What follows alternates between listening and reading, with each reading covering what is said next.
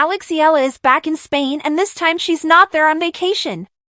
She's there to learn, to grind, to prepare for the 6 most important weeks of her season so far. While the rest of the Philippines was wrapping up Holy Week, she was already back at the Rafa Nadal Academy in Mallorca, drilling on red clay, resetting from Miami, locking in for what comes next.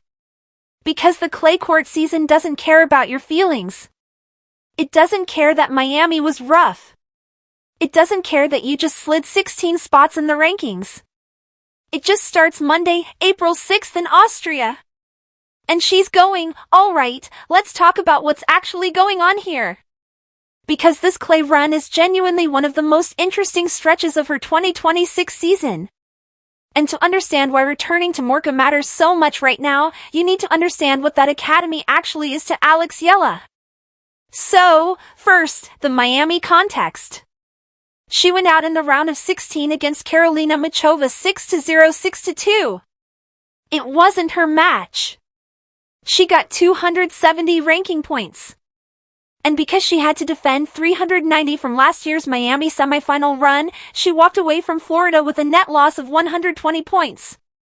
Career high of number 29 gone. She's sitting at number 45 now. That stings. It's supposed to sting. But here's the thing nobody's fully talking about. She doesn't have to defend a single point for the rest of the 2026 season. From here until the end of the year, everything is upside. Every win, every ranking point, it's all pure gain. She's not fighting to stay in place on a treadmill anymore. She's running free. And every result from here is a deposit. That's actually a massive psychological advantage. You can swing free. You can go for your shots. You're not protecting, you're hunting. And she knows it. On a recent podcast episode, she said, exciting. That's not someone who's mentally broken after Miami. That's someone who's already turned the page. Now, let's talk about the place she went back to, because it's not just a training facility. It's home. The Rafa Nadal Academy is set in Manacor on the island of Mallorca off the east coast of Spain. It's one of the most advanced tennis training complexes in the world. 27 courts including clay, hard and indoor surfaces. They have biomechanics labs, sports science units, high-performance coaching teams. Basically, everything a developing professional player needs is right there on that campus, but here's the part that matters for Eala specifically. She first walked through those doors at 13 years old. She was 12 when she won L'Étais, one of the most prestigious junior tennis tournaments in the world held in France. That win caught the attention of the Rafa Nadal Academy, and they offered her a full scholarship. So, she packed up and moved from the Philippines to Spain, a 13-year-old kid halfway across the world, trading everything familiar for a chance to become a professional tennis player. She lived at the academy, trained there, went to school there. It was her world for years. She graduated from the academy in 2023, but she never really left. Even now, even as a top 50 WTA player with results at Indian Wells, Miami, and Grand Slams on her resume, when she needs to reset, when she needs to build her clay game, when she needs to find her foundation again, she goes back to Mallorca. The Rafa Nadal Academy is still her base. And that's because of more than just the facilities. It's because of what Rafa Nadal himself represents to her and the relationship that's built up over the years she spent there. Here's something a lot of people don't fully appreciate. Rafael Nadal isn't just the guy whose name is on the building. He is genuinely involved. He has passed on technical advice to Eala's coaches. He has publicly praised her attitude and approach to the game. He has congratulated her after major results.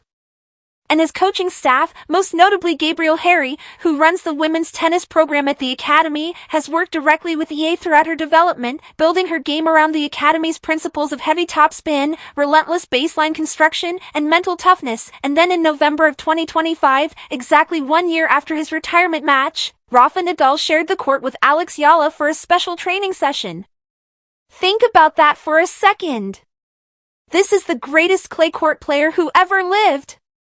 The man who won 14 French Opens, 22 Grand Slams total, who played his last professional match on November 19, 2024, and then 1 year to the day later was back on court in manicure training with Alex Eala. She described it as a dream come true, a forever moment, and apparently, he wasn't just hitting balls for the photo op. He got into actual technical details, specific tips on her forehand, on her positioning and footwork patterns, on how he reads court geometry on clay, and identifies the right moment to attack.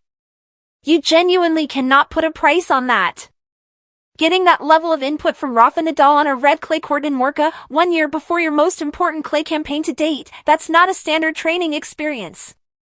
That's something that lives in your muscle memory forever. Eala has said she felt nervous around him, which is extremely relatable because it's Rafa, but she's also described him as approachable and completely down to earth. He doesn't move around the academy like a distant idol. He's present. He cares about the players coming through. And for someone who moved to his academy at 13, who spent years building her game in his environment, absorbing his philosophy on what clay tennis demands, that relationship runs as deep as any coach and relationship she's had. The academy's approach to clay is what makes it so valuable for what she's about to do. It's not about one skill or one shot. It's a whole system. The coaches teach players to construct points on a slow surface.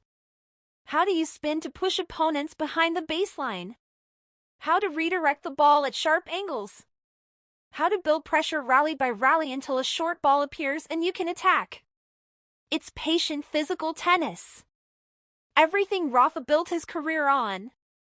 And everything Alex Eala has been absorbing since she was a teenager. Being a left-hander also gives her one natural advantage on clay that she doesn't get to exploit on hard courts the same way. Her serve kicks wide to a right-hander's backhand on the ad side. And on slow clay, that ball stays low, skids awkwardly, and forces her opponents to hit up on a surface they can't slide away from. Left-handed topspin players have historically been dangerous on clay. And the Academy's coaching has worked to make sure I understand how to weaponize that. Now, here's the stat that frames this whole clay season. Last year, she won one main draw WTA match on red clay. 1. So going into 2026, almost everything she's about to do is genuinely new territory at this level. 0 points to defend on every clay court she steps on. Her floor and her ceiling are effectively the same and the only direction is up. So let's walk through what's coming. First stop is Linz, Austria. The Upper Austria Ladies Linz Open WTA 500 April 6th through the 12th. Her first time playing this tournament and the field is already stacked.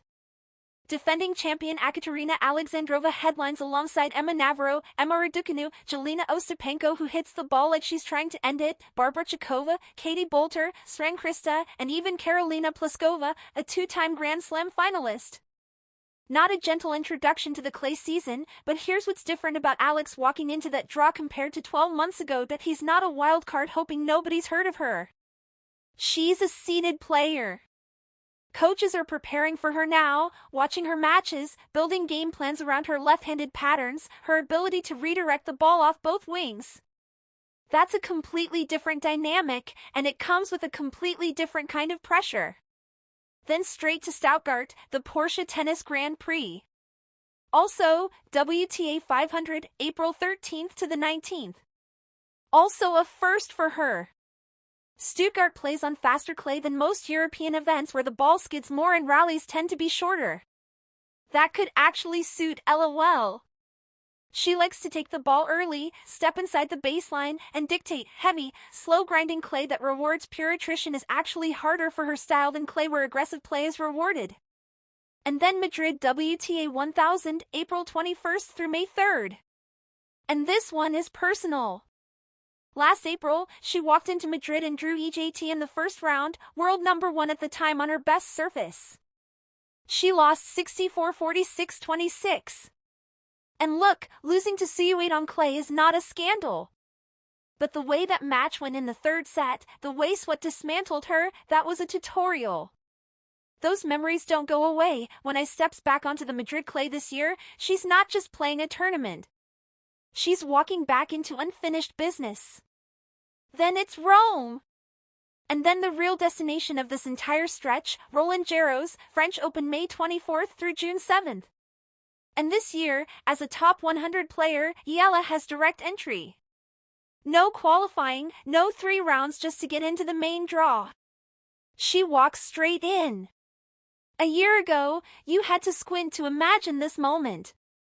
Now it's just her schedule. And before any of that, she spent Holy Week at home with her family in the Philippines, including celebrating her mom Riza's birthday. Then flew back to Spain, back to Mallorca, back to the red clay.